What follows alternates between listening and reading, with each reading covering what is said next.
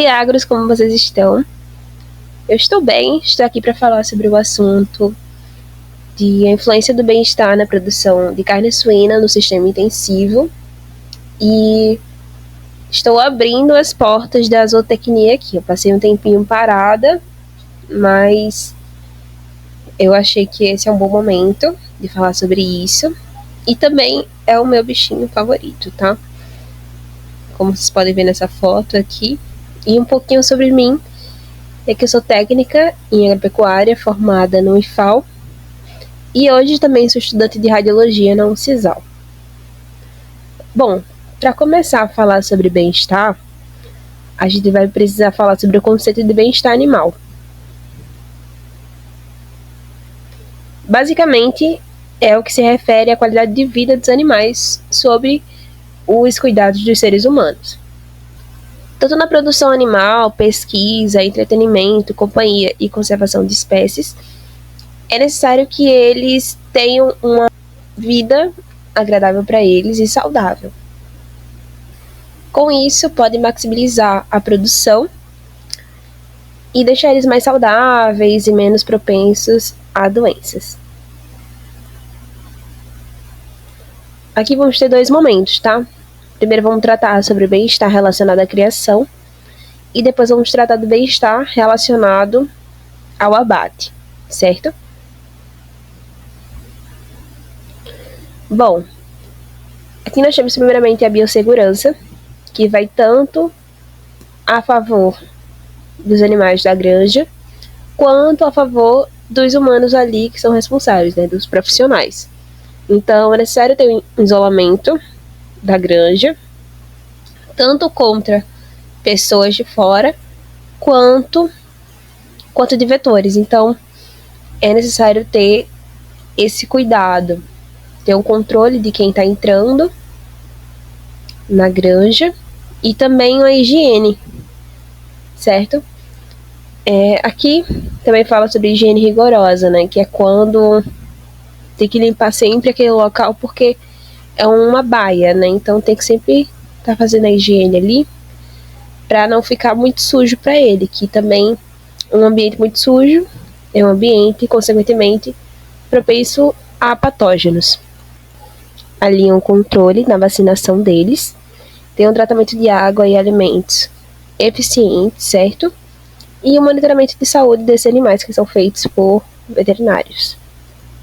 Bom, na vermifugação é muito usado a ivermectina para tratar tanto os parasitas internos quanto externos. E pode ser eles, os animais suíno, bovino e ovino, certo? A vacinação, ela acontece para as seguintes doenças e também tem outras doenças que são muito necessárias, mas temos aqui a parvovirose, leptospirose, erisipela, rinite atrófica, circovirose, micoplasma e colibacilose, certo? Bom, aqui na higiene precisa ter uma manutenção de água e ração, ver se ali tá algum resíduo, se tá tudo certo. A gestão de dejetos, que são as fezes desses animais, que podem vir a virar adubo se for feito uma gestão adequada. Uma desinfecção ali do local. Monitoramento ambiental, controle de pragas e higiene pessoal. Agora a gente vai falar sobre alimentação adequada, não é besteira, com um enfoque nesse assunto, certo? Não é permitido alimentar os animais no sistema intensivo para a produção de carne suína com lavagem, certo? Inclusive, eu trouxe aqui um texto do SIDASC, que é a Companhia Integrada de Desenvolvimento Agrícola de Santa Catarina, que fala que fornecer esses resíduos para os animais pode ser uma fonte de contaminação para doenças graves, como a peste suína clássica e a febre aftosa, principalmente se forem resíduos de origem animal. Alimentar o rebanho adequadamente é uma forma de proteger, afirma o gestor de defesa agropecuária do Departamento Regional da CIDASC, César Augusto Barbosa. Mas o que então a gente pode alimentar esses animais? Basicamente, a gente tem esses componentes aqui que a gente pode utilizar na ração, certo? São eles: soja, farelo de milho, farelo de trigo, óleo de soja, açúcar e os núcleos, que são os suplementos. O açúcar e o óleo de soja são determinados pela idade deles, né? Não pode dar em todas as idades, assim como os núcleos não é algo padronizado para ser oferecido para eles. Então, cada momento se oferece um núcleo diferente, certo? Bom, aqui a gente tem um ambiente de alimentação que a gente considera ideal. O comedouro higienizado, com a comida certa para eles, e bebedouro na altura desses animais, onde não gere também uma água parada aqui. Bom, no monitoramento de saúde, é necessário fazer exames clínicos, análises laboratoriais, registro de dados, observação diária, programas de controle, consultas veterinárias e a biossegurança. Temos também a necessidade de controlar os vetores, que são insetos, aves, roedores e moscas. Aqui está um pouquinho bagunçado, mas o que pode fazer para controlar eles, que é as barreiras físicas e o monitoramento. Bom, aqui temos planejamento reprodutivo. Por que é tão importante ter um planejamento reprodutivo? Tem ali um controle do que está sendo feito, aumenta a eficiência e a rentabilidade da produção. E também, gente, é necessário ter um planejamento reprodutivo por questões genéticas.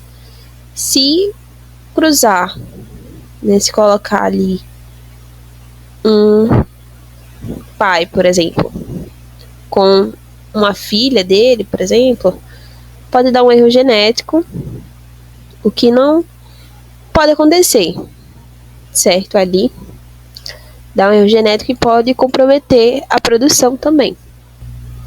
Agora a gente vai falar especificamente sobre o ambiente. O ambiente ideal é melhor que o ambiente infernal.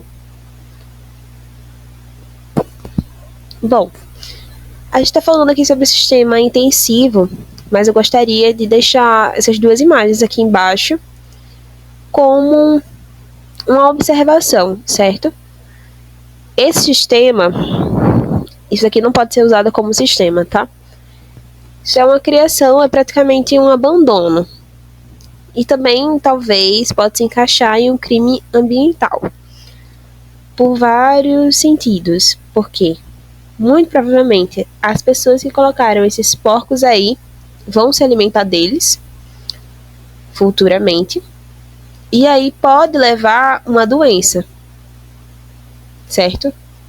Pode levar doenças e vai proliferando doenças por conta desse tipo de criação, se é que posso chamar assim.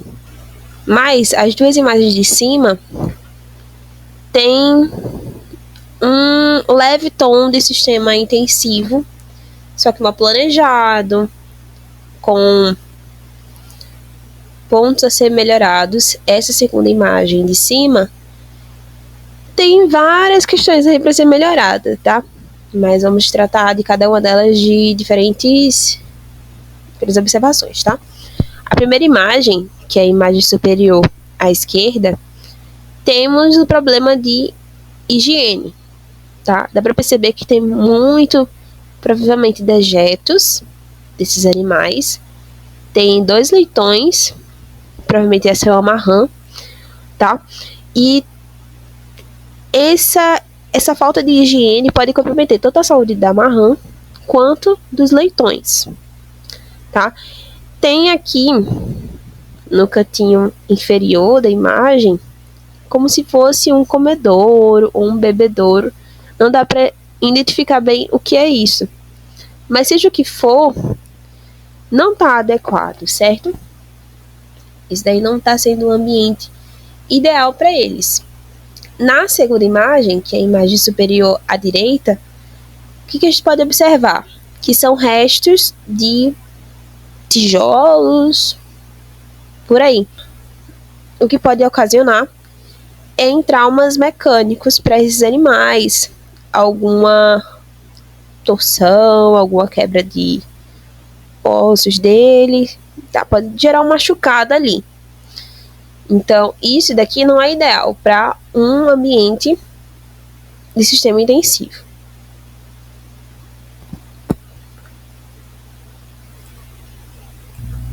Mas eu tô falando aqui de sistema intensivo, vocês querem saber o que é realmente, né?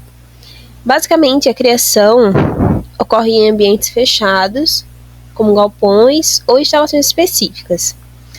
E lá, os porcos são alimentados com ração balanceada e recebem cuidados veterinários regulares. E como eu falei lá no início, maximiza a produção, mas ele acaba precisando de um gerenciamento da higiene, certo? Que acaba sendo muito rigoroso por causa dos dejetos dele, ok? E aí, o que um ambiente ideal para a produção de carne suína deve ter? Deve ter uma temperatura controlada, boa ventilação, espaço adequado, uma iluminação, água e alimentação, certo? Mas qual a influência, de fato, na carne? Então, a gente vai falar aqui sobre o que pode acontecer com a carne, certo? O que pode acontecer se o animal entrar em estresse? Pode haver uma elevação do pH, o que pode levar à formação da carne mais escura e com um sabor ruim, entende? Pode ter mortalidade e doenças, o que é o básico, certo? Pode ter um menor crescimento, porque os ambientes desconfortáveis ou inseguros prejudicam o desenvolvimento dos suínos, resultando em menor rendimento de carne. Gordura excessiva, que aí também é uma consequência do estresse, que aí a falta do espaço e o estresse pode levar a maior deposição de gordura, afetando a composição de carne e a qualidade do produto final. E aí pode ter o que também? A contaminação. Ambientes sujos aumentam o risco de contaminação por bactérias e outros patógenos que podem afetar a segurança e a qualidade da carne. Aí agora a gente vai observar esses ambientes aqui. Esses ambientes são considerados ideais para a produção de carne suína. Esse primeiro aqui, do lado superior esquerdo, ele tá com algumas marquinhas de sujeira? Tá, mas é normal, tá? É normal isso acontecer. O que não pode é o ambiente estar todo sujo. Vocês podem perceber que o ambiente está limpo, tá? O ambiente está limpo, tudo certinho. Na segunda imagem, no caso da primeira imagem superior à direita, também tá tudo certo, o chão limpo, ok? E aí, as duas imagens inferiores, primeiro a gente tem esses animais, os leitõezinhos, provavelmente recém-nascidos, mamando, provavelmente também é uma maternidade, então é necessário ter uma maternidade adequada para eles. E aqui esse segundo é um modelo de criação. Não dá pra gente falar se tá 100% certo, porque tem que medir as baias e tal, tem que olhar a quantidade de porcos em cada um deles, se tá tudo ok. Mas é um modelo a ser seguido, ok? Agora a gente vai falar sobre o bem-estar relacionado ao abate deles. Bom, é necessário ter um manuseio adequado para evitar o estresse e o medo dos suínos durante o transporte e a chegada no abatedouro, com práticas suaves e sem violência, certo? Precisa ter um atendimento rápido e eficiente para minimizar o tempo entre a chegada dos animais e o abate para reduzir o estresse. Precisa ter também uma higiene e saúde lá também para não contaminar a carne. E o condicionamento adequado, proporcionar condições adequadas de alojamento e de alimentação antes do abate, sem causar desconforto ou fadiga excessiva. Agora a gente vai ver algumas imagens e o que poderia melhorar nisso, certo? Quais são os pontos aqui que a gente consegue ver? Bom, o que dá para ver é o seguinte: os animais estão nitidamente estressados, estão em sofrimento por conta de temperatura, e os porcos são um pouco sensíveis à elevação de temperatura, certo? E também gera aquele estresse, tudo amontoado, um em cima do outro. Então, obviamente, pode causar traumas e pode gerar mortalidade, certo? Como vocês podem ver na imagem inferior direita, esses porcos deitados, eles estão mortos, tá ok? Bom, aqui nessa imagem é o abatedouro. E aí o que acontece? Para poder chegar até lá, existe esse corredor. Quais são os pontos que são necessários a gente comentar sobre? Bom, bora lá. Esse corredor é muito pequeno para eles. Muito pequeno. O que acontece? Gera trauma mecânico neles. Vocês podem observar em alguns porcos que eles estão com umas manchinhas vermelhas na parte superior deles. E até alguns sangrando, tá? Muito provavelmente por causa desse negócio de monta, um tá em cima do outro, então acaba machucando mesmo, certo? E o que acontece no final? Acontece perda da carcaça. Então, isso é o básico a ser tratado em um abatedor. Agora a gente vai falar sobre os métodos de atordoamento humanitário. Bom, antes de fazer o abate, é necessário usar um método de atordoamento ou insensibilização. E no caso, aqui, onde eu peguei, que foi um material da Embrapa, eles falaram sobre o choque elétrico. Ok? Então, eles ficam inconscientes antes do abate. Então, o que acontece? Tem redução do estresse, melhora da carne, segurança alimentar, bem-estar animal e rendimento do produto. Mas o que a gente pode também falar sobre é que um tempo muito longo no atordoamento pode causar uma perda da carne focalizada, tá? Não sei se eu vou conseguir... não baixou aqui a imagem, mas quando o choque é muito focalizado em uma região, acaba dando muito hematomas por causa desse choque elétrico. São consequências disso, tá? Mas não é sempre que acontece. Às vezes é só um mau uso mesmo do equipamento. Bom, aqui nessas imagens a gente consegue ver como é que o estresse pode fazer perda de produtos, tá? Tem aqui flagelos em um dos animais, tá? E também tem perda de carne. Essa parte branca aqui não é carne, tá? Provavelmente o músculo se enrijeceu e não se transformou em carne, porque o músculo é diferente de carne. Na morte dele demora um pouquinho, aí ele se transforma em carne, mas muito provavelmente isso daqui foi por conta de estresse, tá?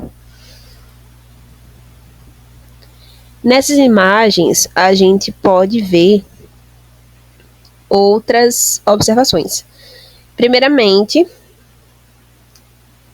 esse daqui que são os traumas mecânicos, esse roxo aqui, essas veias, essa parte mais avermelhada aqui.